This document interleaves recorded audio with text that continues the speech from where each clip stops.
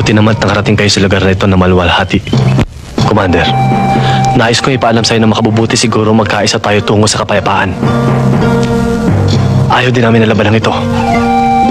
Labag din sa kalooban namin na makita ang kapwa Pilipino nagpapatayan. Katulad ninyo, naghahangad din kami ng kapayapaan. Pero kayo at ang mga Kristiyano ang dahilan ng kaguluhan dito sa Mindanao. Wala kayong dahilan para tugisin kami para mga hayop sa aming mga sariling lupa. Wala kayong dahilan para patayin kami. Samantalang kami,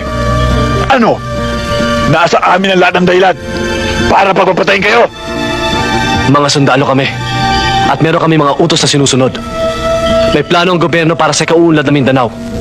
Para sa kaunlaran ng bawat Pilipino. Oo, may plano ang gobyerno, pero hindi para sa lahat.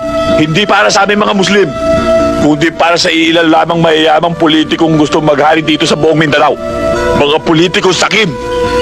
Tingnan mo tinyente kung sino nagmamayari ng malalaking lupain dito. Malalaking rancho dito. Mga umaabuso na punong kahoy. Hindi ba kayo mga Kristiyano? At ang kapatagan, pinamumugaran ng mga Kristiyano. At kami mga Muslim, nasa kabundukan. Ultimong kaning isusubo na lang namin ay inaagaw pa ng gutom at hayok ng mga Kristiyanong politiko. Buddy, hindi ito personal na labanan ng mga Kristiyano at mga Muslim. Ito'y labanan ng mga prinsipyo. At kayong mga sundalo, hanggat nagpapagamit kayo sa nakatataas sa inyo, sa mga taong may katungkulan sa politika, marami pang walang malay at walang kinalaman ng malalagas.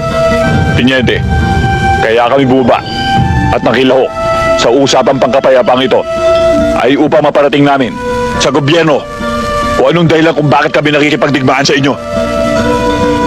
Makakaasa ka, Commander. Magandang araw sa iyo, Tinyente.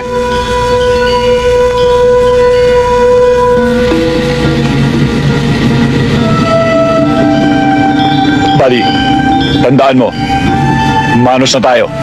Sinagip mo ang buhay ng pamangkin ko, tinabla ko ang buhay mo.